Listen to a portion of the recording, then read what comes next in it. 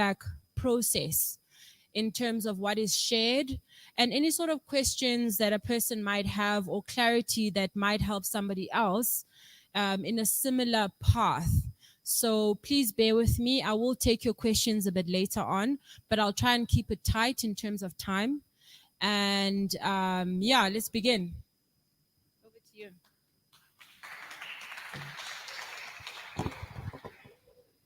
Thank you very much.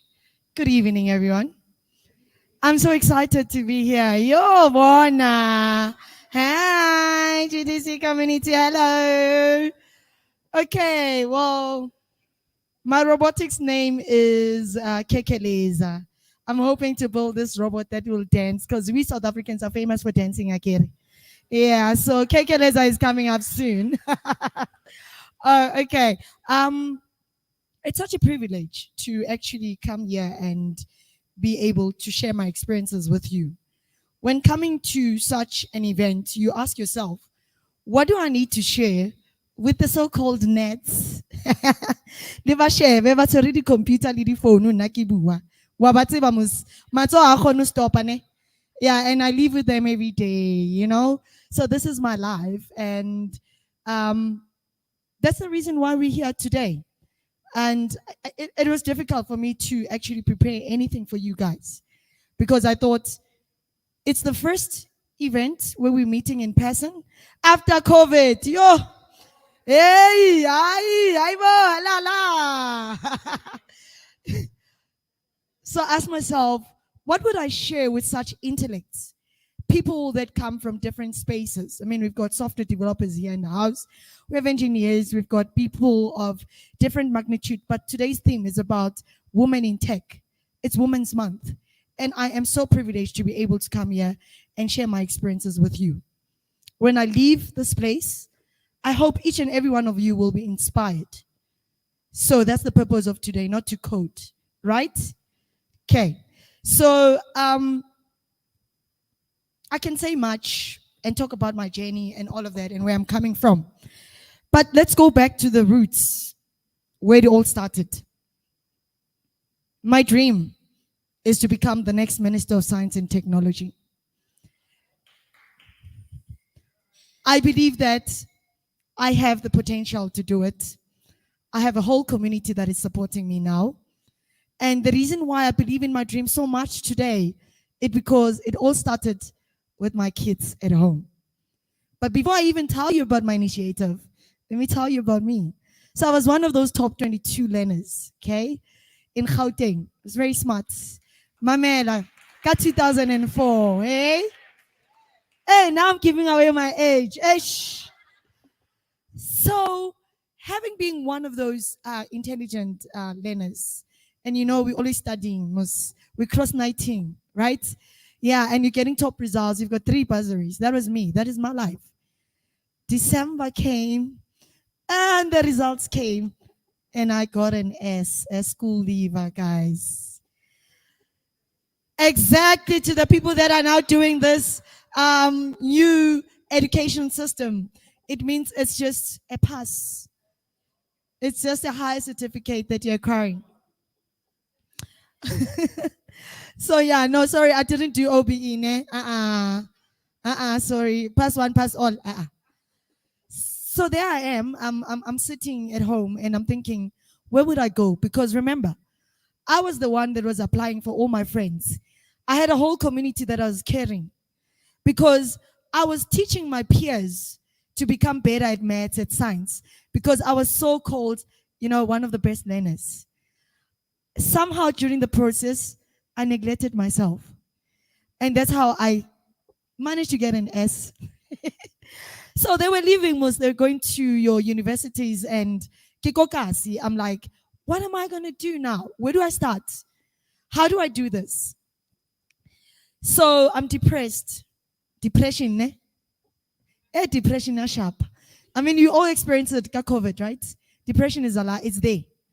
I don't know where to start. I don't know where to go because I had all these bursaries. Now I lost. So my mom said to me, you know what, KK, I just write an essay. There was a competition, so it's in newspaper, and I wrote an essay. It was about the importance of education, and I shared my story. I won a bursary, and I managed to go to PC training where I learned basic computers. It was great. It was new. Computers was the thing. And now we didn't even know that we'll get to the stages where we're talking artificial intelligence. Before IR, ooh, Luna, really fancy, right? At that time, when you just have your matric certificate, your PC training certificate, you're likely to find a job. But so here I am. Now I'm getting to college, but the struggles are real. Remember, when you get there, you get exposed to different people, right? And there I am. First of all, kids are Makadi slippers. Do you remember that at some point slippers was a trend? You wear it with your jean. So it looked like I was trending, but the reality was, hey, poverty, epidemic. So there I was. I'm in college now, and I finished my certificate, a very short course. But I'm finished now, and I don't know where am I. What am I gonna do? First of all, I know that I need to go knock in those doors and ask for a job. Must have accomplished what everybody says when once you get the certificate. But I did not realize there was also competition, and I needed to be my own person and understand myself in that journey. So there I am. I decided to go back to my dad, whom had neglected me for so many years. But because you know what, now I'm interested in these computers. Now I want to advance. I want to study hardware support. I want to do software. Like now I'm really interested. And my dad is like, okay, no problem. We'll pay for you. I remember he paid once, guys. Yo. So I happened to make friends because I'm Pablimus, you can see mus. Ne? So I get there, I make friends, and there's this Chinese guy who can speak English, and there's this one who's coming from Congo who's very good with computers actually, and this one is good with computers but he can't speak English. So we decide during lunch, because I'm that child who needs to go sit at the back, backyard somewhere in the college, because now I've got my scarf tin, my lunchbox. It's got pap and amatambo, and then all the other kids are eating nice things. So we so happen to gel with these guys because the guy who's a Chinese has nice lunch, but has no friends because nobody can hear him. The guy from Congo, he likes saving money, that guy. He buys popcorn every day for lunch. So we end up, meeting there and becoming friends. And eventually we get to teach the other guy. I'm like, I'll volunteer to teach you English if you can share your lunch with me. And the Congolese guy's like, okay, I will help you guys to advance with your studies because I'm a bit more clued up. Fast track, Chinese guy drops out because now he's not passing the first test because of the language barrier. So there I'm left with my Congolese friend. But I also get called to the office. My parents haven't been paying for school fees or college fees for that matter. So now I'm worried because they need to chase you away. And they call me in to come through to the office. When I get there, I want to explain myself and say, I'm the most dedicated student. I'm even teaching whoever this and that. Please don't do this to me, right? Before I even explain or say something, they're like, sit down. Where's your father? I'm like, I don't know where he is. Like, you've overpaid school fees and there's a change of 4,000 rand. I'm like, what? Ooh, what? Is that me? They must have made a mistake. Till today, I don't know who paid for my studies. It helps to say hello to everyone. It helps to know the person that you're sitting right next to because you don't know who they are, where they come from.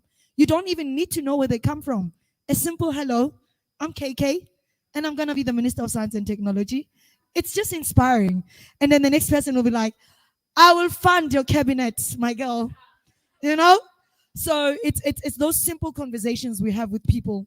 Let's build relationships with people. We nerds in our own spaces, but we humans after all. At the end of the day, we close our eyes, and the first thing that we all do in the morning is to wake up. So there, I'm in college, and I had good news, and I have this change now to buy shoes and stuff. And eventually, I graduate with my certification. I get an internship in an IT company, and my career starts. The burning desire to help somebody else in the community keeps growing. Because I then decide, okay, I'm working for these guys and it's all nice. And I work for a couple of years and I decide, I'm an innovator. I was born to make things happen. Me, I'm leaving this job now. It's enough. I'm going to start up something that is going to help my community. But not only that, to empower Africans. And I decide, what do I want to do with my life? Because I know I'm carrying this dream that is just heavy. You know, it's so heavy that sometimes I'm like, yo, my dream scares me. And then you hear motivational speakers saying, if it doesn't scare you, thank you. So I'm at a point where I'm like, I want to implement virtual scientific laboratories in the community. So that is me. And it's back in 2012. I'm ready, right? But South Africa is not ready for me. Little did I know. So I knock in the doors and I speak to the right people at the right time. Some of those people decided to go and implement that idea without me. It happens. And I was shattered. Remember, I left my job to do this. I did it with passion because I'm passionate about it. I don't even care that I get paid for it. I'm doing it because this is who I am. So now my dreams are shattered. I've been knocking in these doors and I'm thinking, where do I go from now? But remember, the daddy affair, eh? Now I need to buy new sneakers. Hey, there's no money. Now I remember that salary. Now I'm trapped into the system of having to earn to make a living. So I decide, dreams forgotten. Dreams forgotten. Or dreams delayed. You're supposed to correct me there. I thought they say dreams delayed are not dreams forgotten. So I had to park the idea, go back to the work environment, been working for the past 10 years for global law firms. And as an IT support analyst, enjoying it actually. But I landed there by chance. Remember, I don't want to be there. I'm a visionary person. I'm an entrepreneur. I want to build for my country. I'm still there, by the way. It might end soon. Maybe I'll have the opportunity when I leave this place to walk tall and say, I am going to do this again. But now remember, I'm bruised, so I'm scared. Because I don't want to take this initiative because I know I'll be carrying so many people with me and yet I'm not ready for it. This time I know I have to be ready. So come COVID, hey, I'm part of the unemployed youth in our community. Lost my job. This dream knocks. Hey, the government has announced coding and robotics in schools. This sounds interesting. Okay, maybe I should just do a robotics certificate. I inquired through UNISA. I meet a very wonderful lady by the name of Dr. Patricia Gous. She introduces me to the world of coding and robotics. And I'm still thinking I'm Elena Musne. The next thing I know, we are being granted equipment to run with the sessions in my community. It started with my kids. I've got 3 of them. Ne? I know I look young. So it started with my kids. But where I live in a block of flats. So now I'm sitting there and looking at these kids, not even scared of COVID. Ne? They're playing around and it's like, it's just normal. And to me, I'm grounding my kids. I'm giving them the best education ever. We don't even have the space. We're just sitting there in the bed, that single bed, and we're just studying. This one's got a laptop. This one, at least we've got gadgets. And now we're subscribing to all the different channels that are being offered for these students. But not only that, I invite 20 to my house. Yeah, now it's chaos. All these kids wants to come in every day and study. Now I go back and I remind the people when we started Unite Safunda with them, let's start it all over. Let's do it again. Now I think I'm ready. I tell them, they're like, no, we're all in our different spaces in life. I'm like, okay, I'm going to do it on my own. But you need support. So I decide, sharp, we're doing this. Fast forward, the struggles are real. Like, most with like any other initiative or startup, there's no money, there's no funding. But when the motivation comes from the heart and the passion, you don't need money. Money will follow you. Okay, so I started up. I end up with 3 youth that I'm training. Today we've got hundreds that we've enrolled into our program. We've got 10 that we're paying stipends today through our program. And all thanks to the ISET UNISA team that gave us an opportunity. So what do? It's called now United Siafunda. Kere we advance. We're now a non-profit company. So we run youth training and development. So we assist the youth to become coding and robotics coaches. When people hear the word coding and robotics, they think, yo, that just sounds hectic. Heavy, ne? Mara, think of it from somebody who's doing software development. And I'm like, I can code. And I bring my block-based coding. They're going to laugh at me. But those are the skills that are needed right now for the kids to advance. And we have decided to be the people that are going to teach these kids those skills. And it all starts with the youth. Before you can even get to the children, you need to make sure that the very important people, our VIPs, they've got the right skills. One thing led to the other. As we advance into our program, we find ourselves doing youth innovation programs. Somebody comes like, do you know this? Do you know? The next thing, we're like building our own prototype.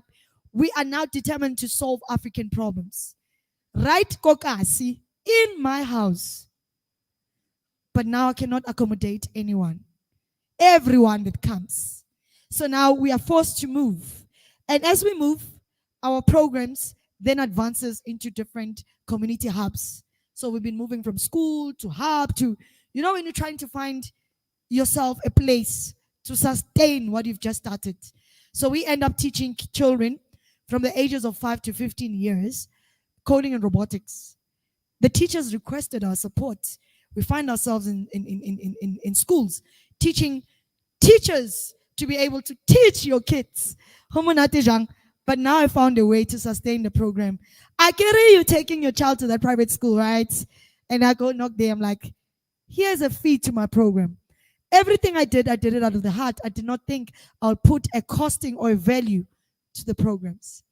I do that, and the private schools love it. And that's how we started sustaining our program. That very schools that pay or contribute to our programs, you are not only doing us a favor or even educating the kids in your school, but you're also employing the youth in our community, because that's where they get their stipends. That's where we're able to move from one place to the other to be able to sustain the organization. I can talk about a lot of things that we do. So if you look there on the, it's your right? That picture, it's when I first received my equipment grant. Can you see how small it is? It was only about 5 robots. 5 robots that educated hundreds of coaches today. The people ask me, how do you do it with such little kit? But the dynamics of being a young black child, you share even the crumbs, Muse. And then Pinky's gonna come back in Muscat. So now you learn the basics of sharing, but you also put rules into it. So let's share this kit. Put this kit into the scaftins or lunch tins or whatever. Eventually, it got to a point whereby we are now teaching the nation. So I am not going to waste any further time, ladies and gentlemen. But this is just to show you our progress, where we started with, with those kids there and being able to advance and being award winners. Our kids are participating in the first Lego League. It's an international competition. They got awarded an award of engineering excellence for the great work that we're doing. We launched our program. We are now launching our hub in Soweto. We're moving. But not only that, we helped other startups to start up their coding and robotics clubs in 5 communities now, from Orange Farm, North Kasser, Rivali, Westbury, Eldos. We moved to being known and recognized in radio stations. Right there, we were in YFM, where we told a story during Youth Month of a Nyaupe boy that converted into a robotics coach. Because we take out Nyaupe with an addiction called coding and robotics. It's easy most to get addicted when you touch our robots. Okay? And we've been unlocking schools. We've been doing great jobs, and we've been doing that. Like I said, we are the award winners. But the most and far most important milestone, which happened in December, we won first prize at UNISA for the Best African Innovative Award. We came up with a project that is yet to be seen. So that is me, Dieketeng Malikele, founder of United Siafunda, a mother of 3, a wife, a daughter. I still go to work and still do this during my spare time. That is why South Africa needs me as the Minister of Science and Technology. Thank you.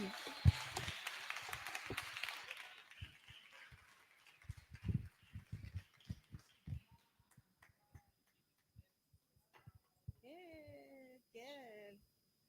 How do you come back from that now? Eish, Phumzile.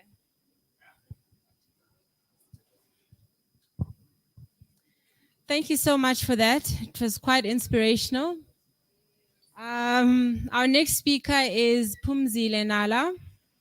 She's a solutions architect, also a phenomenal woman.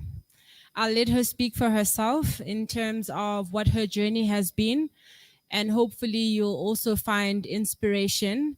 And please do keep your questions towards the end so that we can have discussions, but I'll try and keep it as short as possible. Thank you so much. Thank you so much.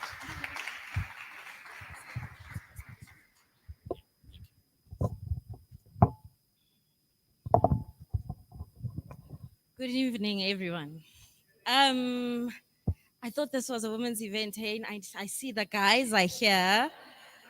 On that note, oh, you're welcome. Okay, don't worry, you're welcome. But again, ladies, we need to buckle up because someone decided they were going to sabotage us with our presentation.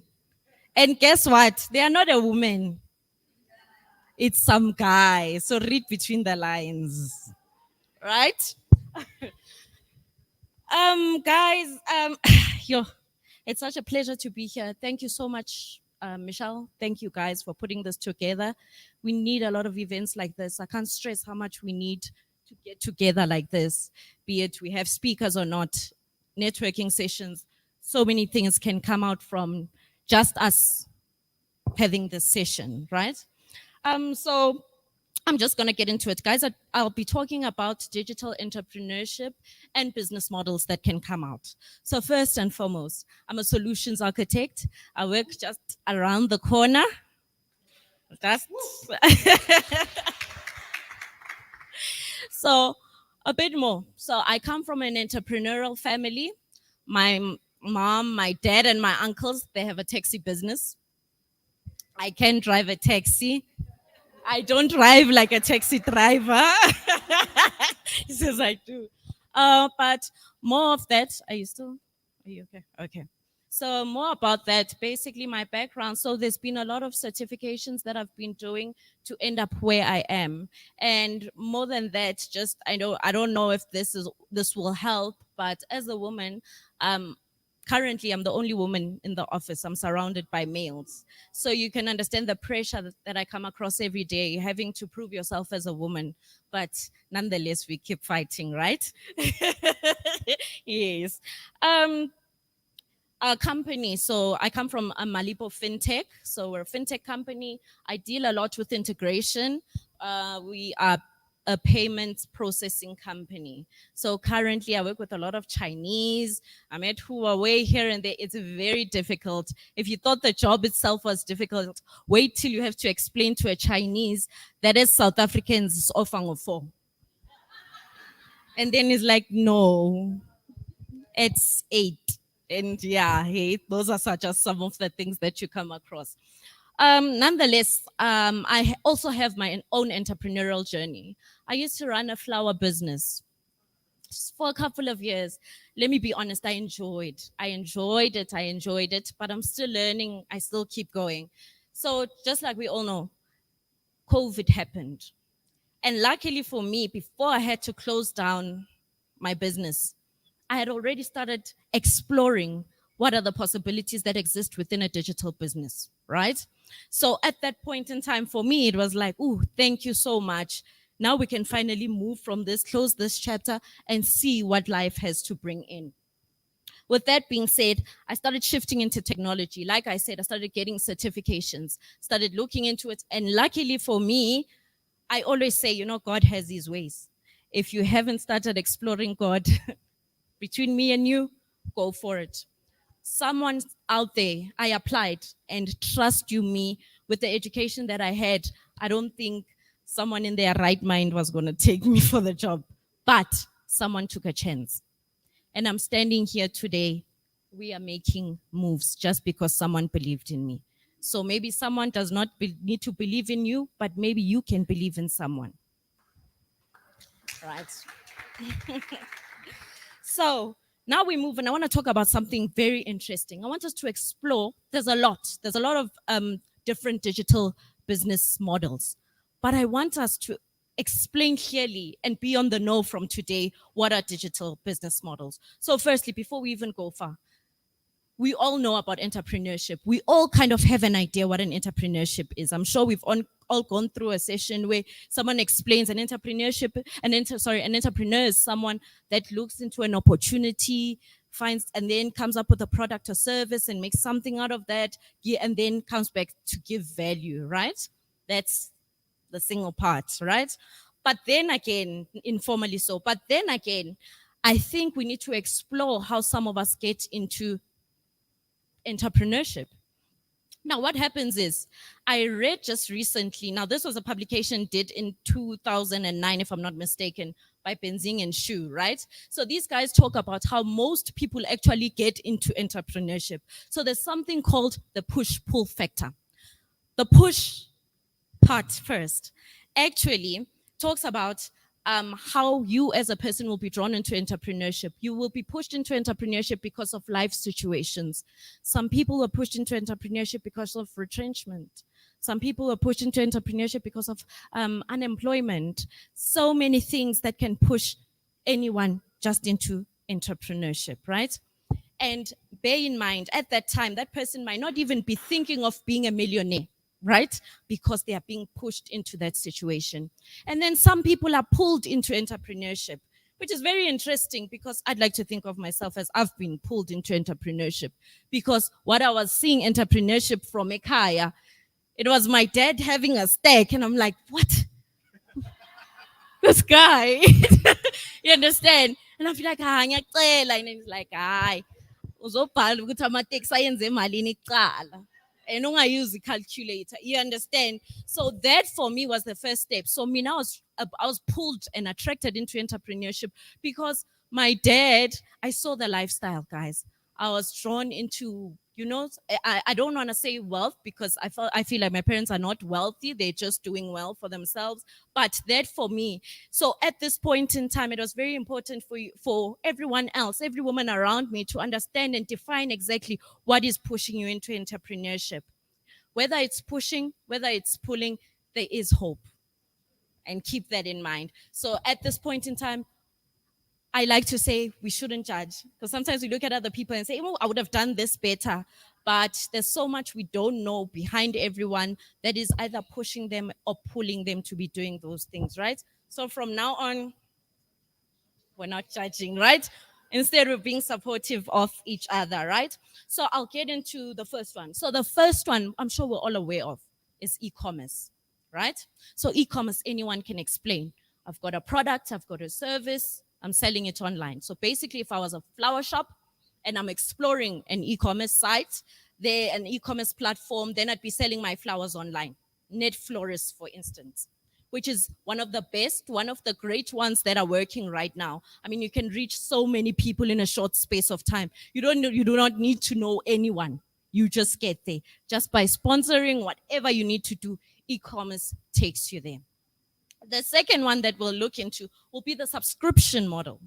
The subscription model is quite different, but it's also my favorite because it creates a lot of passive income if you invest in something worthy and valuable.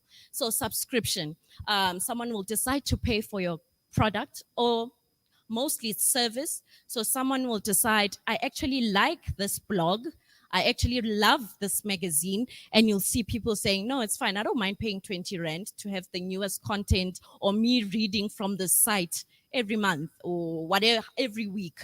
That is also a very amazing business model for us women as well. I mean, so many of us are creative. You could come up with God knows what, an article on how people braid their dogs, their hair, how people cut it. We can go wild. It's endless.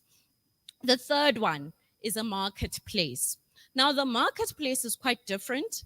because now it needs you to validate a lot of things. So an example of a marketplace business model would then be your Airbnb.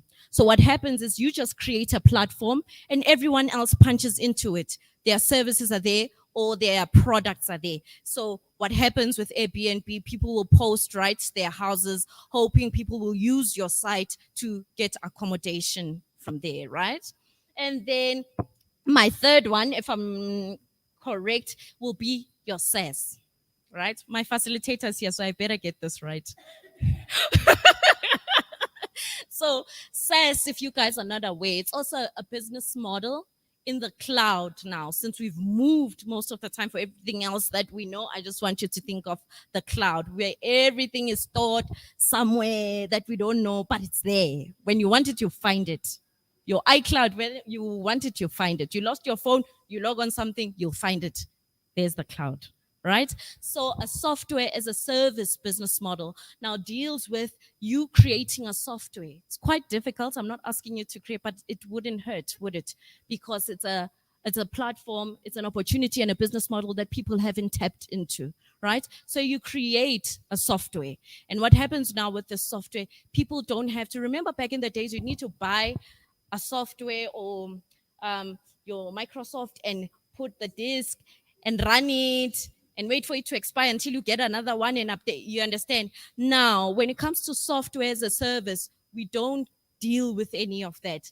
If I need my Gmail now, I can log into my Gmail. Nobody's going to say, wait, go update it first and then you're going to come back. If I want it, I want it. That is software as a service. So a lot of that, as Africans, to be honest, we haven't tapped into that. So just more like thinking over and beyond e-commerce, over what you know, software. Someone could easily create an accounting software. So there's Sage. You understand? So there's always space for growth. Create a service that is different. Create something that people will come into and be like, oh, I can just use this just like that. Your Zoom, guys, is here. Your Google Meets, they're always there, but they are not maintained by you. That is the nice thing about it. So obviously, well, this time around, you have to maintain it because you came up with the software. I mean, I'm not going to do it. Do it. Okay. And then the last one, the last one, which is very much interesting, especially if you have a large following, affiliate marketing. Most of us are aware, a lot of influencers are getting into affiliate marketing. Now, what happens here now is whether it's a product or service that a business asked for you to market, put a video up and whatnot. Now, how do you make money? It's commission over anyone that goes through your referral to that specific business. That's how you make an income from it. So these, for me, ladies and gentlemen, sorry. You're still there. You guys are getting your drinks on. But anyway, so me emphasizing on these five digital business models is the fact that I've seen that as Africans, to be honest with you, we always play on the safe side of things. What I know, I know. What I don't know, I shy away from it, right? So from now on, we're creating different businesses. From now on, we're not scared to jump in as ladies because just understand what is available to us. Guys, we're using technology as women to plan our lives, to communicate, most importantly as women, to shop. So why can't we use all of it? You're hitting your wallet, ne? Just yeah, but mostly we're using this technology. And look, we're not using it enough and we're not being creative around that space. So more and more of that as women, we have to jump in. I mean, what hurt me just recently was that there are only 2 CEOs on the Fortune 500 companies that are listed every year. That pains me because I'm always standing there and I'm like, but where's everyone else? We own only 2%, just 2% of everything in the digital fintech space. That hurts. And imagine, guys, imagine running a hectic tech company. Look at her. She's doing it, right? Perfectly so. Guys, we are natural multitaskers. Who said we can't run a tech business? We're the perfect people to run it.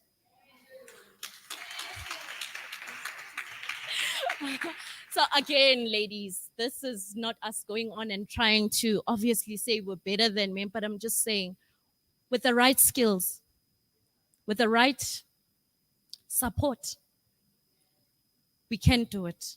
And then we have to be just there for each other and make each other's light shine. Thank you so much, guys. Phumzile nala. Thanks, Michelle.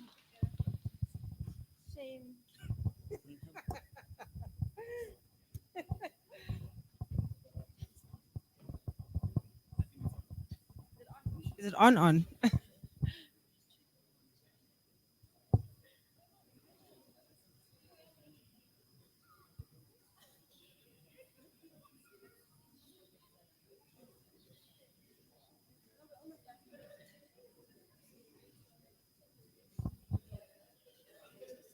Can we usher Ati in, or is somebody thirsty? Can we usher her in? Perfect. Well, okay. Maybe let's have 3 minutes. Okay. We're just gonna get her slides ready, and then 3 minutes. Okay. I'll remind you. I promise. I'm counting.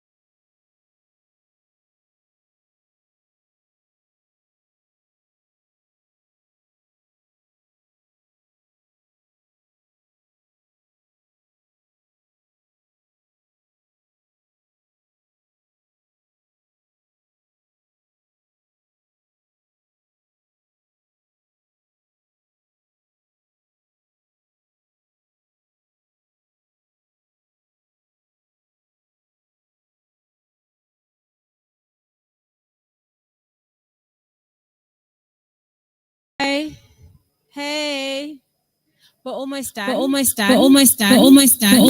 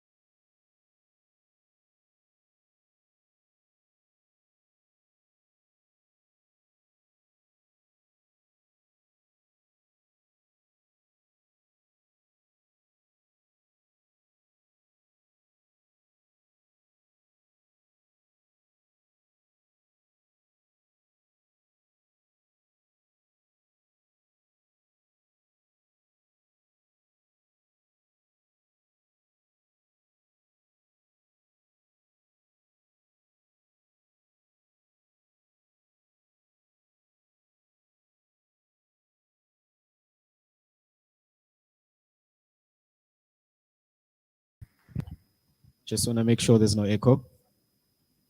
Is it good? Thank you so much. Good evening, everyone. I wish there was a song like there's this song that I like just to start with, just J Shugumi Sanjikas. But anyways, because of time and already like we're like almost 8 o'clock.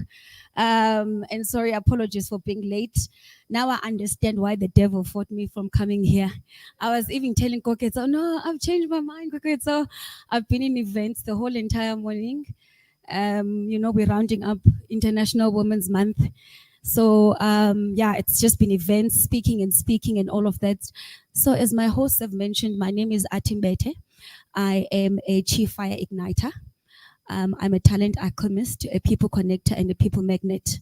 I run a people development consultancy called Trans-Area Solutions, where we focus from moving individuals and teams from ordinary to extraordinary. That's what we do. Oh, sorry. So, and our focus is in the diversity, equity, and inclusion space. So basically, and why I started and why I was in this space, it actually started off as a partnership back in Cape Town. So I've been in Cape Town for the past 20 years, recently made a move to Johannesburg. I'm originally from Umtata in the Eastern Cape, rural girl who's made it and making it in Joburg and pushing it to make it in Joburg. And I came to Joburg with a vision after COVID. COVID was a beautiful disruption. It depends on the lens that you want to see it from. People lost jobs, but also COVID was the beginning of a great awakening, a great move, and great things were birthed. So it's depend where do you see yourself on the side of the fence. I've been in a D&I recruitment space of Black talent predominantly. For the past 7 years, since 2016 when I was in the partnership. So we focus on recruitment, executive search and headhunting of Black talent predominantly. That is my passion, because I believe that us as Black people, we have something to offer and many people are sleeping on us. Yes, we may not have the brilliant qualifications, but we are sensational and phenomenal thinkers, and it makes me very proud to present Black talents to organizations. So I recruit for multinational and global brands. We started off, I remember when I started with my Jewish partner back then in Cape Town, and she was like, oh no, we need to go for small, medium enterprises. Actually when you start, you need to start small. And I'm the girl who's like, why can't we start big? Go big or go home. And my first client, my first client that we landed was Red Bull South Africa. And it's been Red Bull, Marriott International from a hospitality perspective. We still do recruitment for Woolworths. Currently, we do Philip Morris International. They do cigarettes, your IQOS, the Camel cigarettes. Now they're doing e-devices when you talk about technology. Also, we do recruitment for Woolworths from a retail perspective. So all their retail stores looking for retail department managers, and also from Coca-Cola Beverages Africa. And like you said, you spoke about women in STEM, women in science, technology, and women. It's an exciting time, especially Black women in this country. It's an exciting time for you to be alive and get yourself out there. And that's what we stand for and we advocate for. So I think I came across their post on LinkedIn and I was like, no, looking for speakers. And I put my stuff and I was like, because I normally do that because I always want to go share information because I've got my finger on the pulse in terms of talent. I know what my clients need. I know what multinational and global organizations are looking for from a talent perspective. But also I educate them about what to expect from Black talent, equity talent, people coming from previously disadvantaged background. Don't expect all of us to come up with coconut accents. We are going to speak English, but we're going to get the job done. And yeah, and you spoke about, funny enough, the event that I attended this morning, it was for Women in Leadership Summit.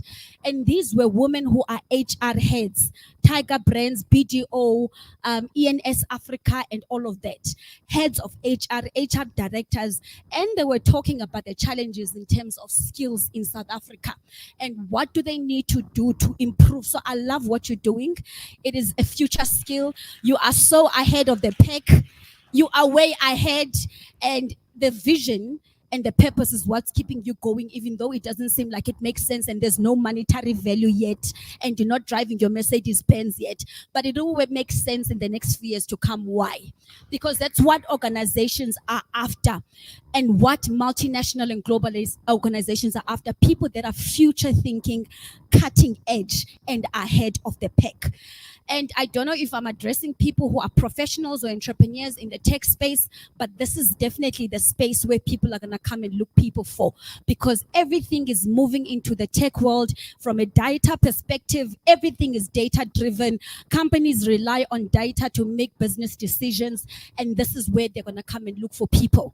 So it's all about how you package yourself, how you put yourself out there on the market, and being prepared as well. So my topic, when I spoke to Keketsa, I said I wanted to speak about the future of talent, because that's what we're all about in terms of what we do, bulletproofing your career for the future. So as we all know, with COVID and facing the current realities, we spoke about people being unemployed and all of that. There's so much uncertainty around one thing, around you, that you can be sure there's so much uncertainty, especially after COVID, that it happened. People are restless, they're volatile, and they don't know what to expect next. And disruption is going to continue. COVID was an awakening, and we are living in disruptive times. And so how do you prepare yourself as a career person, professional person, as an entrepreneur as well, to stay with the disruptive and ever-changing times? So COVID certainly shifted the paradigm. No vaccines exist to make you immune to the unprecedented currents that are on the way. People are talking now that, the dollar's going down, economies are collapsing and all of that. We are not ready as talent for what is about to happen. And therefore, it's important to really bulletproof your career by ensuring that you prepare now and you are strategic. In fact, I've been getting a lot of executives that are coming to me these days, people that are like senior heads of departments of banks, finance institutions, and they're like, Archie, I need to start preparing my profile. And for me already, that's an indicator that move is happening. They are preparing themselves for the future. Executive people prepare themselves. Your career is not something that you move about haphazardly. I always tell people that when you're job hunting, you don't approach it haphazardly. There's an art to job hunting. You are clear first as yourself in terms of your energy. What do I want to be? What do I want to do in terms of my future with the skill set that I have and I've possessed that far? And where is it taking me to? What are the top 10 companies that I see myself working for, rather than just applying for any solutions architect position that you see that doesn't speak to you? Does this organization speak to my values? What are my values? Can Toyota, for instance, or Coca-Cola beverages or Red Bull be able to do my dance? Because I don't want to work in the office Monday to Friday. I don't want to be in the office 9 to 5. So which organizations accommodate hybrid, that I'm still able to pursue my other business interests on the side, entrepreneurial interests outside of my profession, making extra finances on the side? Because I always encourage people, have multiple streams of income, even if you are a professional. Don't look at one salary. We learned with COVID. COVID showed us flames because we're looking at salaries. So what COVID has taught us is that prepare yourself, pursue other opportunities, freelance if you can freelance, especially you tech people. There's a lot of platforms that are looking for freelancers where you can make additional monies or incomes outside of your current 8 to 5 job. So those are the realities of COVID, and those are the realities that we are facing in terms of the future talent. So people now, what COVID did is that it forced people to think critically and come up with strategies about their careers.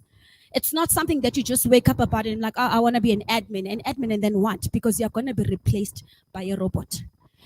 Bank tellers, cashiers are going to be replaced. You are going to be replaced. So what are you doing to prepare yourself for the future and the now that is here? It's studying and preparing yourself, coming up with strategies. Apologies, you're going to pardon me. This was something that I was talking about for a SARS Julia Council, but I had to put it in there. So basically, the business and the corporate and workplace landscape is undoubtedly changing. While some aspects of leadership, such as setting a vision, executing on strategy, will remain, the future leader or professional will need to possess a new arsenal of skills. You were talking about upset certificates, multiple certificates that you've done to upskill yourself to get to where you are. I can tell you now, PhD is great, master's great, but what's going to be relevant are your certifications. Ensuring that Udemy's have done a lot of certificates, technological institutions, your colleges, which are undermined, the TVTs that are being undermined. That is where people are going to look for people with a skill set. People are after people that are bringing an experience, practical experience into their organizations, rather than your 3-year degrees. Not that there's anything wrong, but the practical that you get from TVT colleges, because they don't have time to skill.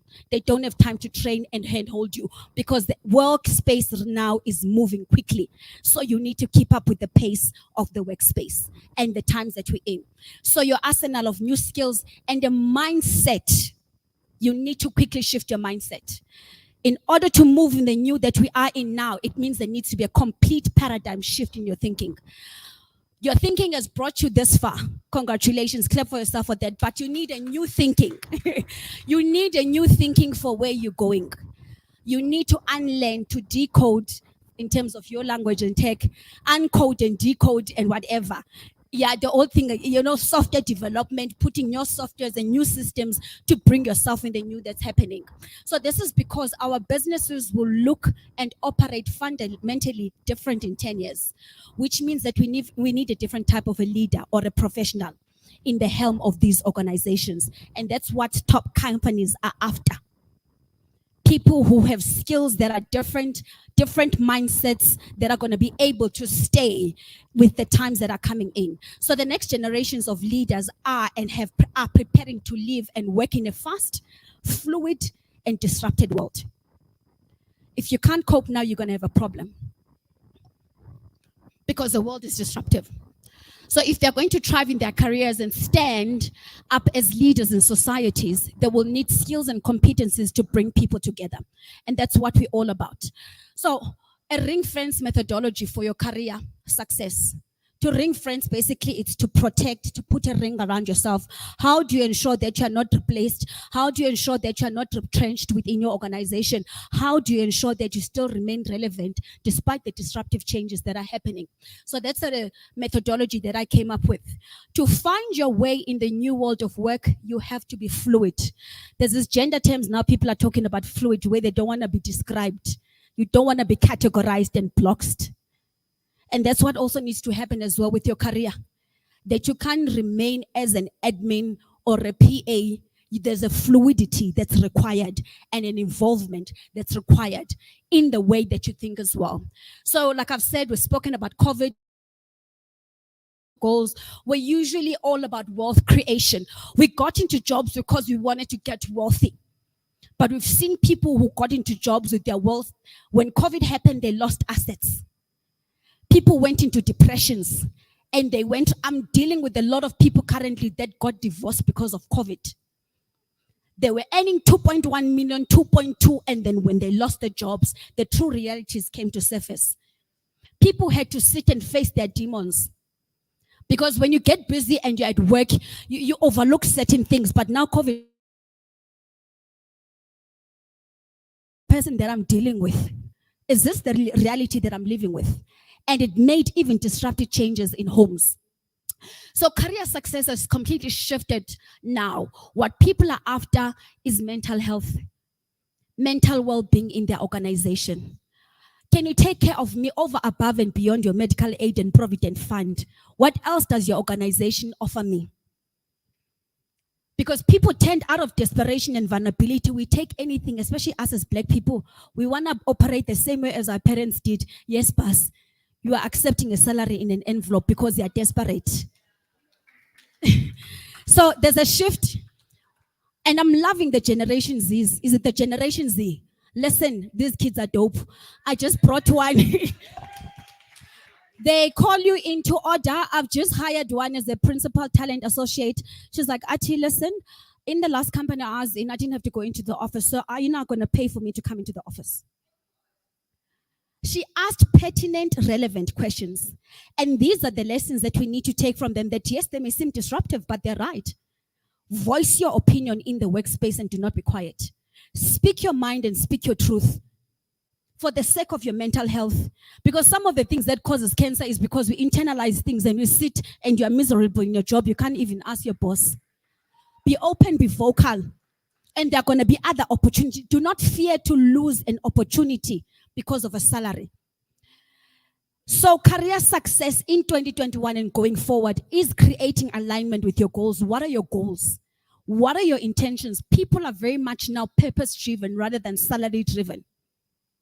They are more about their mental sanity rather than sitting and tolerating jobs that are going to make them miserable. And Sunday comes Sunday, you can't even relax. Food is sitting, your Sunday food meal is sitting on your neck. You can't even enjoy it because you're stressing about Monday. Mental health, guys. You must be happy.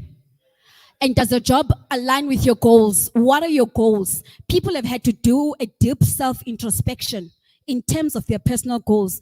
Do my personal goals align with my organization? Does this company align with my values? Integrity, ethics. You speak about Chinese, I don't want to talk about them. From a diversity point of view. In South Africa, and especially with people that come and corrupt the labor market in South Africa. Your activities, does it support me as a single mom? I'm a single mom, by the way, 2 kids. Can I be able to go and check my sons when they're playing out soccer?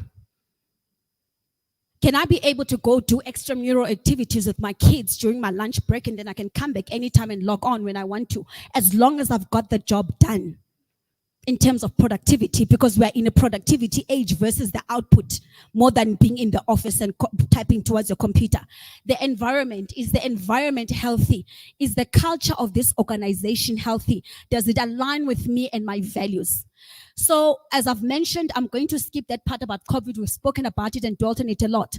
So while your career goals must be steadfast, your happiness and your prosperity cannot depend on one job, on one role or one organization. You basically are a leader of yourself. You are your own entrepreneur offering a service. You are an extension offering a service to that organization. And you need to shift the mindset of looking yourself as an employee, but as a leader, an entrepreneurial person bringing a skill into the organization. You are offering a service. You're not an employee. And the moment you begin to have that look about who you are, it completely shifts the trajectory of your life. So things can change at a moment's notice. We see it and it's going to happen. To find your way in the new work of work, you have to be fluid in the way of thinking, as I've mentioned. You have to adapt both professionally and personally to go with the flow towards your personal and professional goals. So maybe you want to know where you want your career to go, but you are not sure how to go from idea to action, especially in today's rapid world. A list of tips won't fix that, but a system. If you look at white people, white organizations that do well, they have a system in place. Like my business partner, one of the things that I learned from her, every quarter, outside of the business deals, business planning and quarterly meetings, her and her husband, they would go and book a conference room at the 12 Apostles hotels to go and plan about their life. They had a system in place. What are our financial projections? Where are we going with our professional lives, our businesses, and they set out goals for themselves. So they had a system in place. And so that what needs to happen, that systems tell you what to do. It's like a roadmap. Tell you what to do now and what to do next and what to do after. So a fluid career system. The old strategies are failing and they're falling, by the way. So because the world that we are living in is permanent and things are changing, which is called VUCA, according to those who've done their masters and all of that, it's easy to get lost, feel worried, anxious, stressed, and all of those anxieties and stuff like that, resulting in mental breakdowns, exhaustions. People are so tired from work right now. People are experiencing serious breakdowns. They're not excited about work. Therefore, the 5 components of this fluid career system that will help you to navigate the flexible and fluid approach to work is to understand the future of your work. Where are you going with this profession that you've done and the qualifications that you have? And to learn and to build a powerful momentum in a fluid world. To do that, you have to take control of your career path. You can't make people decide for you in terms of your career. You need to make decisions for yourself. And that's why I'm saying that you are a leader of yourself first. You're leading your own professional career, professional life. And so here's a quick summary of the 5 components that will make it happen.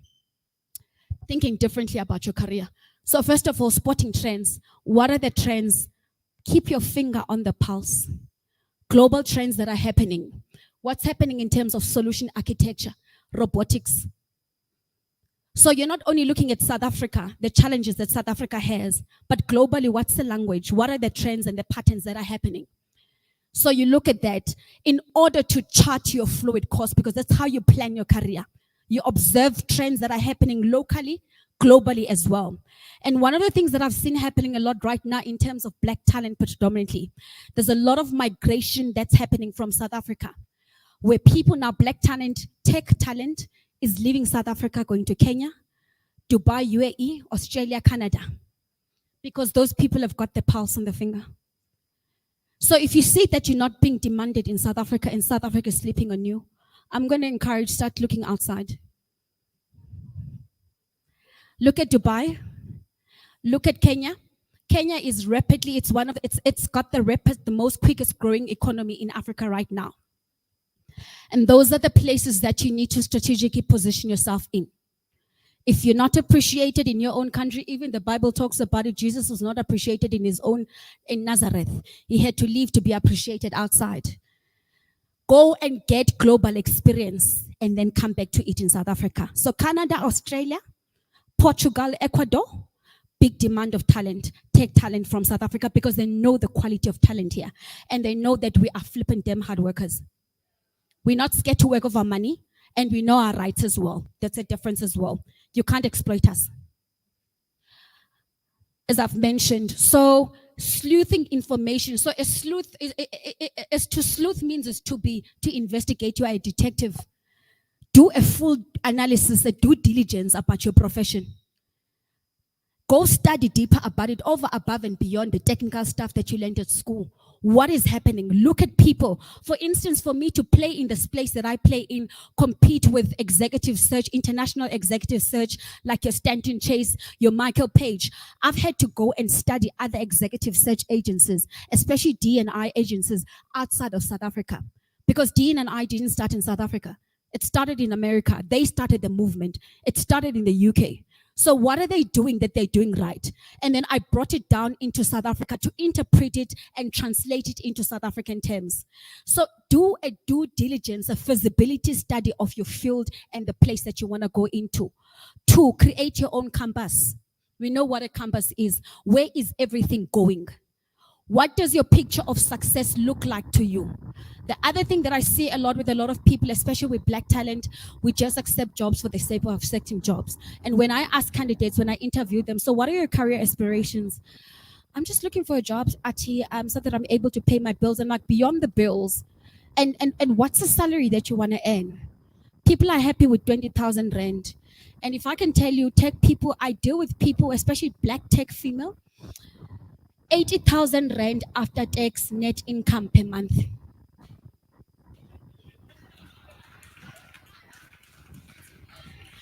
Somebody who gets paid 800 and something per hour.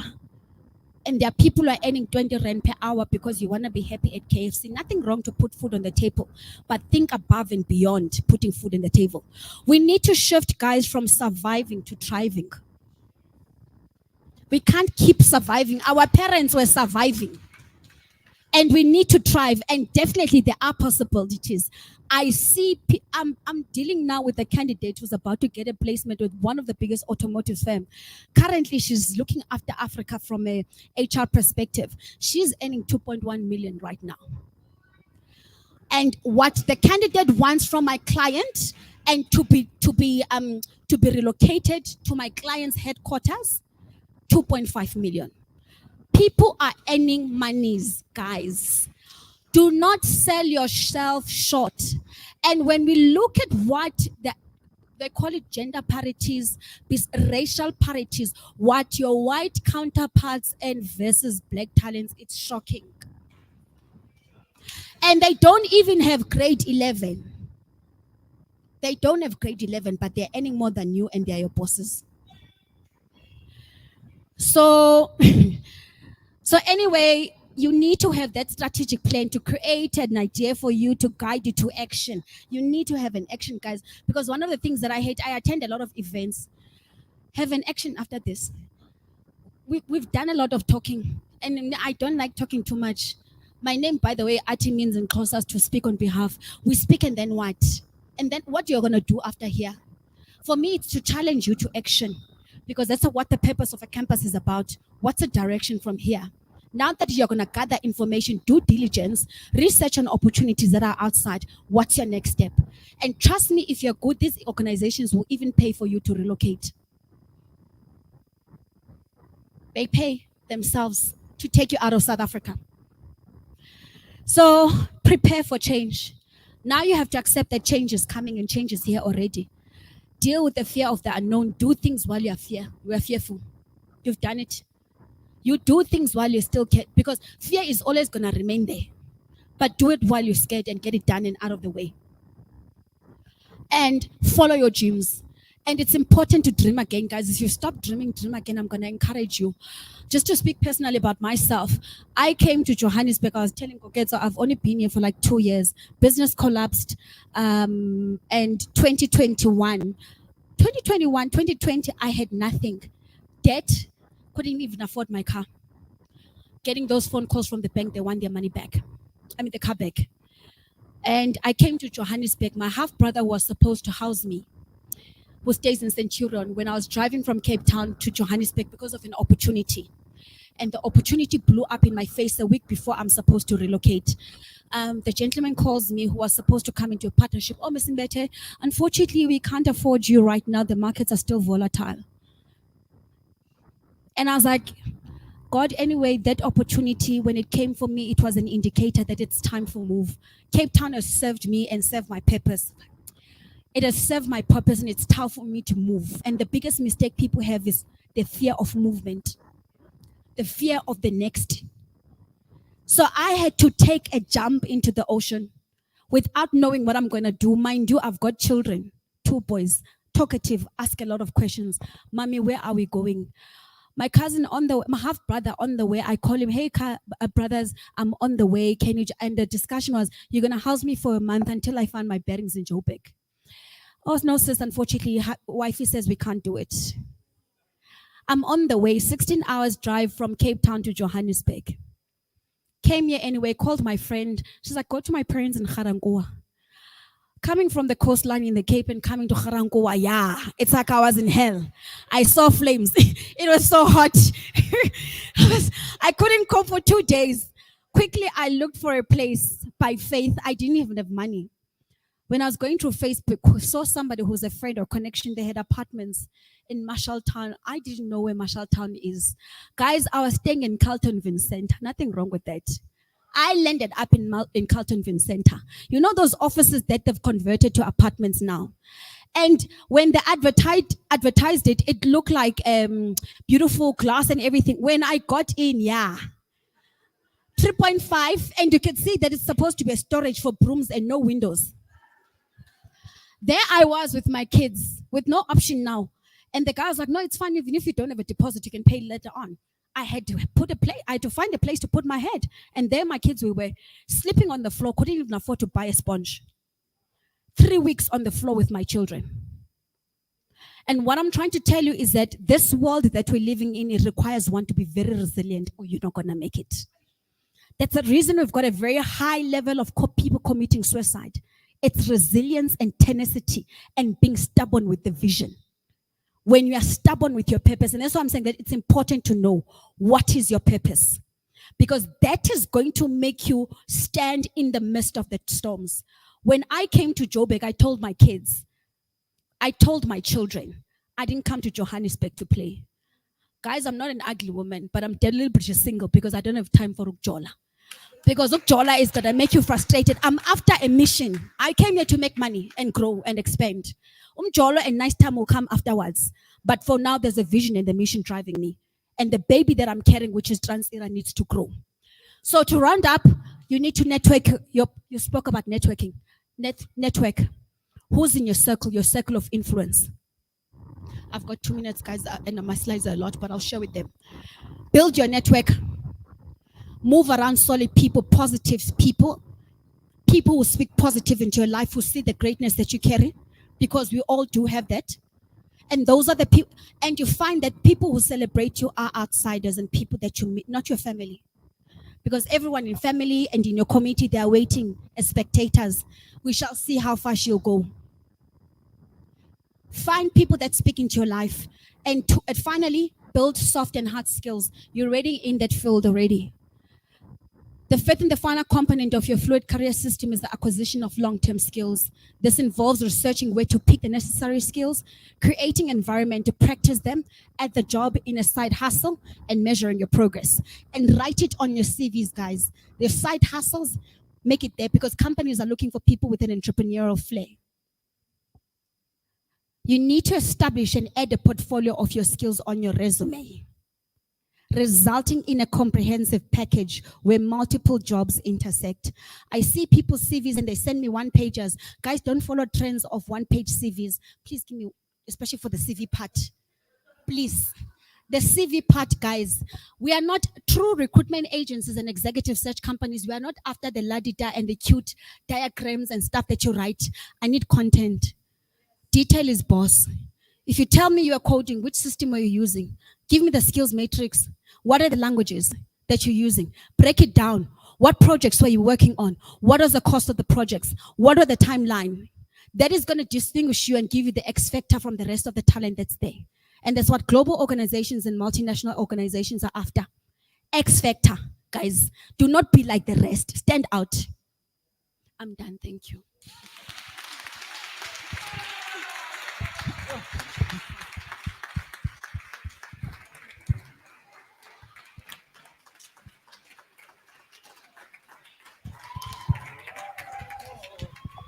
are they going to know who you are?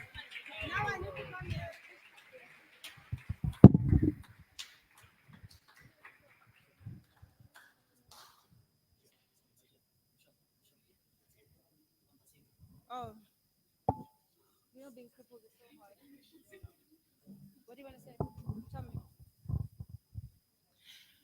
Can I just take a few questions so that we can bring out the food? Guess what? It's the guys I want to ask. Black and white I've over got a there. mic. Okay. Let him do the one. Hello. And my title. Wait, no, it's fine. And my title. Oh. Okay. Hi. Hello. How are you? My name is Tabang, and I work for BWD under the. I'm not sure if I should mention which company I work for. No, that's fine. They said I must not mention it. Just consulting is fine. Wow, this is nice. I'm quite inspired about what you guys are doing. I don't know about you ladies, but Nizwile, but Ninga Joli. Yes. I have two questions actually three, for Diegezing. One at a time. One at a time. Choose one. We'll come back to you. I must choose one. Yeah. Ish. Is it directed at the whole panel or a specific person? It's a specific person. One question. Yes. Okay, cool. If one is interested in, maybe let's say, want to help the kids in terms of being a mentor, whatever, how can one get involved? Who are you directing the question to? To Diegezing.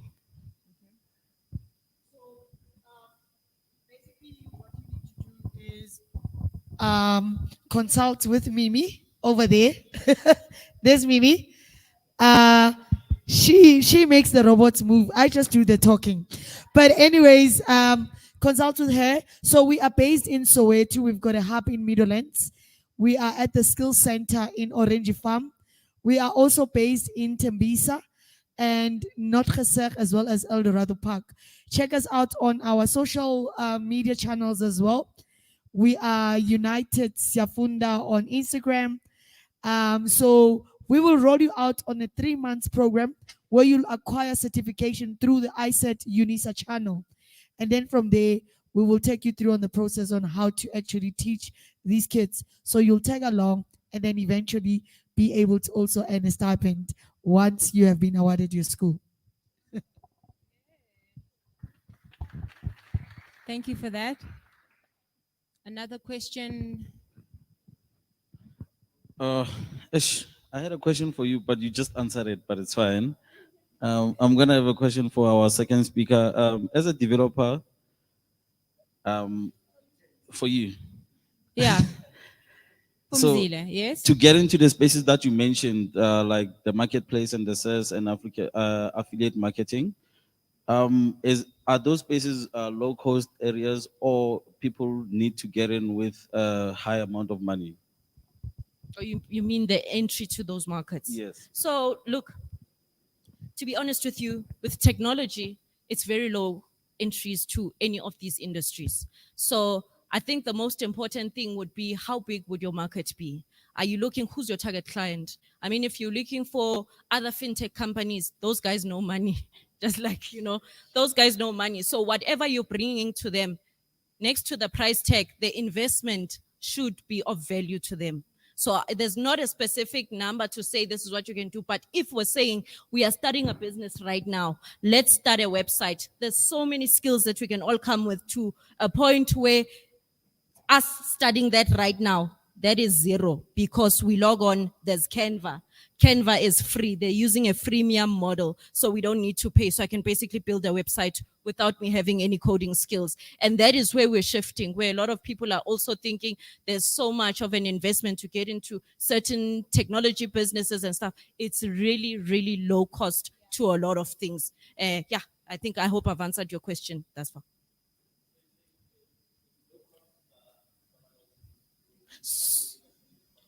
No. So what I'm saying is, it's very much dependent on your target. So who are you targeting firstly? If I am targeting a group of hospitals for a specific app that will help patients locate their doctors at a specific time, the investment that needs to go into that will have to consider it is going to be quite costly, because imagine the development that needs to go into that space.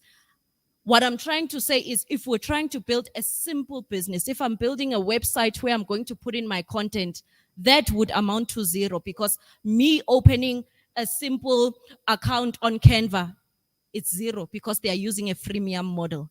But if I want to then grow within that space, then I'll opt for a pro account, where then I start paying. So that's why I'm saying it's very much dependent on your client. Who are you looking at, and what type of business are you getting into?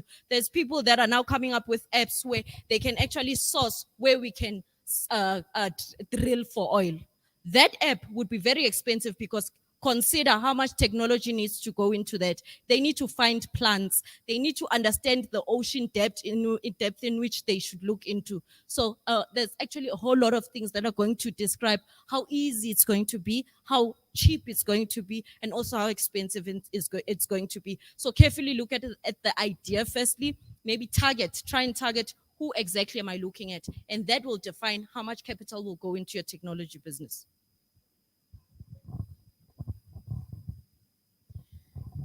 There's a lady there. Uh,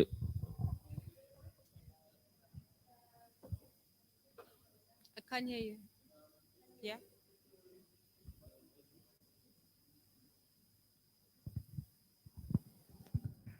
Hello? Yes. Oh, okay. I have a last question for the last speaker. I'm sorry, I can't recall your name. Achi. I heard that you're encouraging us to know our values, Yes. and also to not to settle for the less. Yes. But then I think the biggest challenge for us is being underpaid. Yes, I'm 5 years. I have 5 years experience, and I know what I do. I am good at what I do. But how do I negotiate? In most cases, when you apply for a job, you'll ask for a payslip. They'll talk about the market value. How do we negotiate so that I can get paid what I'm looking for? So what I always tell the research part, like for instance, solution architects, entry level salary, we're looking at about 50K per month. 50,000 cost to company per month as a junior solution. You come from BI analyst and you build, you progress your way up. So correct, yes. And that's a question that I get a lot of people. So actually I've been paid, for instance, 15,000 rand by my current employer, but the market related salary, we're looking at about 50,000 rand. The advantage when you're working with an executive search firm, or when you're working with a professional solid recruitment agency, we actually act as your advocate. Hence, I'm in the D&I space, because some people, for instance, they really struggle to voice themselves in terms of, please pay me what I'm worth. And that's where I come in and I fight for your salary, that you paid what is relevant and applicable. This person certainly has the 5 years that you're looking for. And for a person who's got 5 years experience, she's supposed to be earning 50,000. Yes, the payslip says 20, but she needs to be brought up into a scale of that level. So in my case, I've been very fortunate that I've fought for my candidates to be paid what is market related.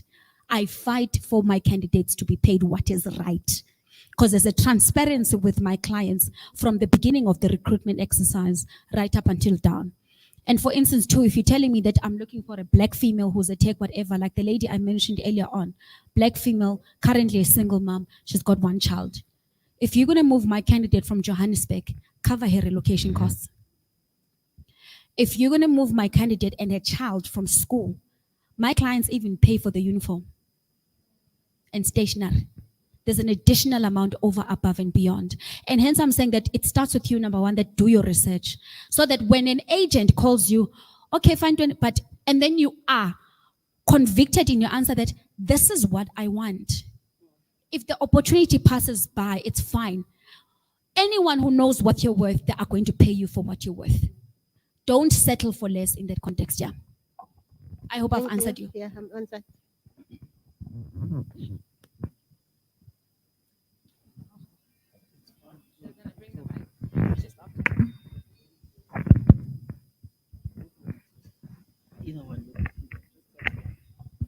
I'm such a very passive recruiter, but I always fight for my candidates, and I'm fighting because I'm going with the females. So now, recently, I'm getting companies who say, "Oh no, I want a Java developer," and we hardly get those. And they say specifically, "I want a female Java developer who is South African." I give them those people, and then I get those talented ladies, and then they say, "Oh no, I just want a permanent job." What? How can we get to the point of don't settle for, okay, it's just a permanent job because you're now settling because of where you come from. You've got the talent. Get your contract, and with the contract, you're getting an hourly rate. So with a contract, instead of 120, if you get into a contract role, you're on a 320. It's a contract for 1 year, and you can up it every single time, where you can get yourself to a level where you can say, yes, no. So how do I convince my candidates that, ladies, the world is in your hands. The world is your oyster. Do not be on that whole, oh, I need to ask my boyfriend. Oh, because I've got a, do I really have to do a permanent? And boyfriend says, no, it's a permanent.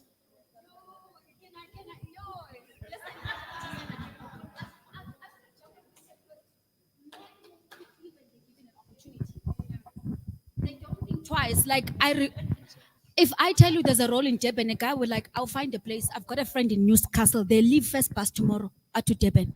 But a lady has to think 3 times. I need permission. There's a mental shift that we need to do as Black women. And like you said, it's such an exciting time to be a Black woman in this country, because companies are looking for Black females from an employment equity perspective. They are making money on you.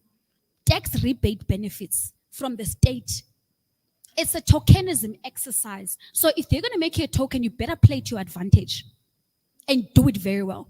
Contract part, contracts, yes, they pay more money. The young girl I was talking about, I put in on an independent contract. Advantage, there's a way you can avoid paying tax. Independent contract that you pay minimum. So education, research, understanding. Contract roles, you get paid more than permanent. And it's so, when you are a hot skill, guys, don't fear. You are going to be headhunted. Get yourself on the right platforms. LinkedIn, guys. That is a top place to be in. HR directors, HR managers source talent from LinkedIn. You are going to be headhunted. Though, as long as you do your job very well and you distinguish yourself and that no one can touch you and you are the best of the best, you are an A player, I can guarantee you'll be headhunted. Before I take the next question here, I'd like to chip in on that one as well. I think that sometimes coming from nothing, which is being unemployed, makes you hold on so tight to getting employed. But with COVID, we found out that, and some people were not affected. We found out that even the contracts that we have can be broken. It's not a personal relationship. It's a situationship at the top level of that company where you're not privy to those conversations. So when you forgo an opportunity, it's not because you're trying to, no, I want the sushi, I don't want the gota. That's not what it means. I think you strategize like what she was saying, because once you've done research, you're convicted. Because when you speak to your mom, she's not going to understand because she doesn't come from your time. Because back in the day, in my mom's time, by the time you graduated, you had 5 places waiting for you. Imagine that. Five places waiting for you to come work there, and you could choose where to go. So it's important for you to network with people that are where you are and people that have come past where you are, that will understand why you'd rather stay in the job that you're at than get a new one where you're still getting paid peanuts. So have a community of people that understand what it means to be unemployed, to be employed, and to be underemployed in this current economy in South Africa. We've got a question there, sorry.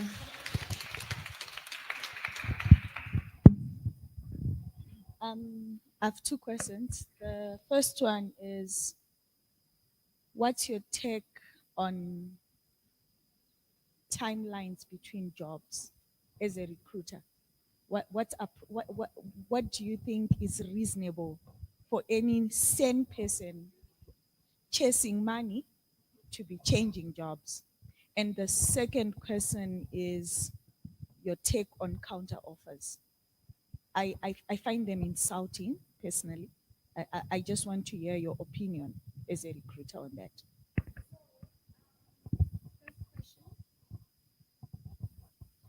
Just recap that for me. First question. Timelines. Timelines. So, especially people in tech place, you normally have a shelf life of 18 months. There's nothing wrong. And I know how to justify. For me, I justify. And especially when you're being headhunted, why not? Why not move? I know people are like, oh, you've been up and down very much, but the organizations that are looking for you when you are a hot skill set. I've been getting a lot of that question in Yeah. interviews. Why are you moving so soon? Yeah, because you had hunted and you've got a skill that organizations are looking for.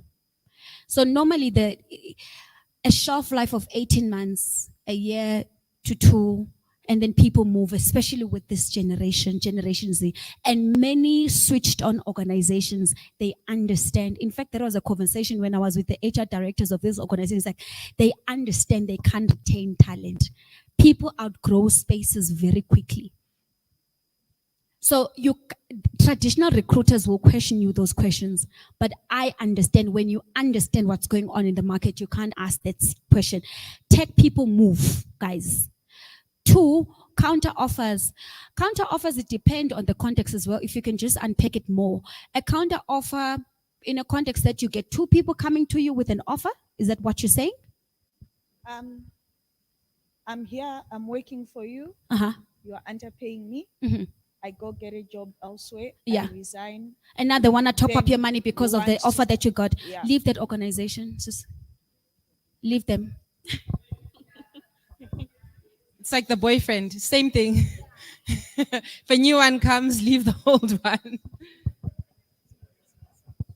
Yeah, I'm going to take your question just now. And just another thing, guys, if you do not have an ecosystem as yet, right, with regards to people that are trying to get in the direction that you're going in, guys, we've got YouTube. You know, instead of listening to that track, you know, like just plug in there. And the nice thing is that they've got an algorithm where you can find another speaker and not just a tutorial, but just to get the motivation of what you need. Because the reality is, how do you see yourself, Black child? What confidence you have in what you can achieve, even when you have nothing, you know, it really goes a long way, because when you're finally called, you will have the right answer because you know what you need, you know what you want, and you know what you're worth. We've got a question there. Okay, from the little bit of experience that I've had in entrepreneurship, I want to comment on a few of the questions that some people have had. So on your end regarding the budget, I don't think that companies, from my experience, care about the technology behind products. So as long as you can deliver a solution, the budget of it, you can figure out how cheap you can make it on your own end. And then also, I just wanted to have a question for also leveraging AI. It's helped me so much. There was a previous employee of mine who kind of did me very wrong, and I used AI tools to create a case for myself, to respond to my emails professionally, and I ended up winning the case. So there's tools like ChatGPT, it's very intelligent. Ask your questions to that, like it will help you massively. You have a professional in your pocket for free. And then a question I have for Ati, yeah. You mentioned having a second source of income. When I came into this role, I believe part of it was because of my entrepreneurship, because of the businesses I've created for myself and the opportunities I've created for my friends that I mentioned in my interviews. But when I came here, it kind of felt like I had to focus. And I did actually have that discussion with my managers, and I respect them and I see like what they're putting us through in the junior program is a lot. And I do respect their decision. But sometimes it feels kind of intimidating to do your own thing on the side because I'm still getting opportunities to double my income, but I have to deny them because I'm either afraid of moonlighting, which was a term in my previous employer, which they were a bit weird. I'll say that. Yeah.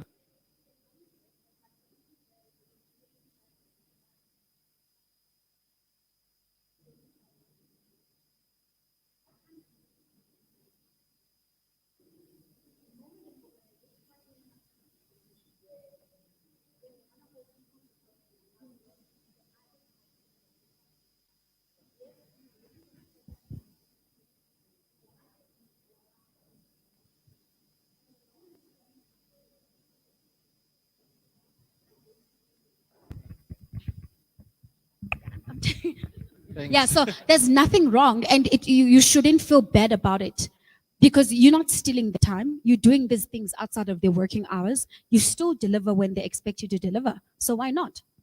Make money. Okay, I'll maybe take the next opportunity that comes, but sometimes it's yeah. Well, obviously I'll claim it. Hello. Okay. Is that a question or a comment? It was a question to Ati regarding like how do Yeah, you approach moon? The other. Oh. Shame. I snubbed him when he had like more questions because I'm just worried about the hungry people. We'll circle back. Look, we can still have the conversation. Some of the guys are still here, but I think that in the process, there's food over there. If you want to warm it because it's slightly cold now, I think. Then there's microwaves. Am I pointing in the right direction? There's microwaves. Yeah. Okay, but the question? Oh, okay. This is to anyone who wants to answer. You guys seem very focused, like you know what you want to do in life, what you want to achieve.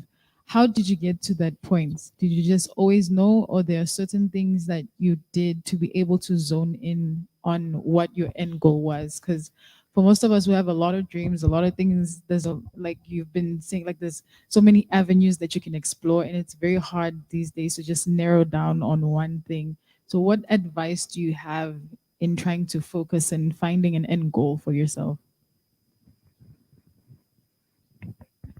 Okay. Ooh. So to be honest with you, there's something I believe in. A lot of times as people, we like caging ourselves. We always put ourselves in position where if I don't do this, then I'm not doing this. If I have to do this, then I'm not doing this. Most of the times for me, it boils down to creating a timeline for everything that I want to do. Look, in everything I do, I've got a priority list. There's certain things I probably want to be the best data scientist I ever thought of in South Africa. But look, what is important right now? Is it important for me to get everything related to data science right now? Or should I leverage every other relationship that is available to me right now? So most of the times I see a lot of people, they get to spaces and we don't even finish things because we're so caught up in, but I want to be this, and then I want to be that. And so for me, the first thing, prioritize. If the biggest thing right now, as much as you want to be everything else, am I able to put bread on the table? Before I choose anything else, before I decide what I want to be an artist, it might be great. Look, I've got nothing against anyone, but I always say, when you operate your business from a place of survival, your business will never win. But when you start operating your business from a place of comfort and saying, look, now that my family is comfortable, I'm able to make 5,000 rand for them to eat. This business can breathe, and just look at how that business is going to grow. I have personally done that. And I've looked at certain businesses that I'm in, and I look at them and I'm like, wow, because I'm not eating from this business immediately, look at how well it's doing. So priority over everything. If you have to eat first, eating first also, remember, brings you so much peace and it will save you from a lot of things. So prioritize. That would be my first thing. Now, if everything else standard is covered, then we can start jumping to the next best one. I hope that's good enough for you.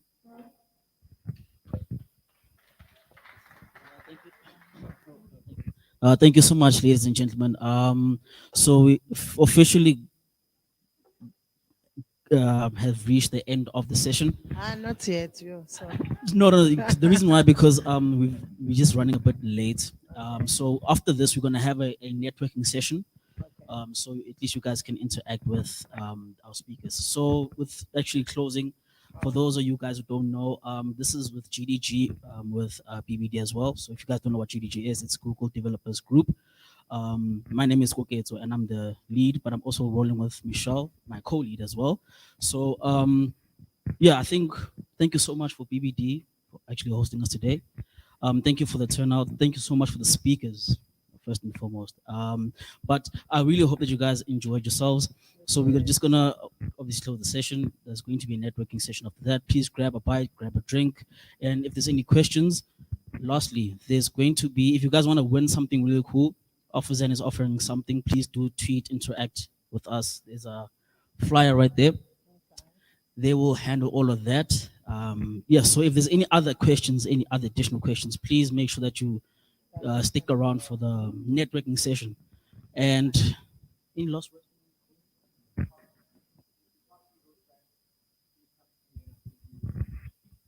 How do you know it's Rosebank? We are in Rosebank. Validated parking will be found there by the guy with the brace. Injury to one is injury to all. Please grab a bite. And for those that still want to communicate or have a question, then I see a hand. Then please, no, it's not okay. Yeah, you can come. Okay, cool. Yeah, please have, yeah. Thank you so much for coming, guys. We really appreciate it. And thanks for the guys for coming. Hey? What's Women's Month without the guys?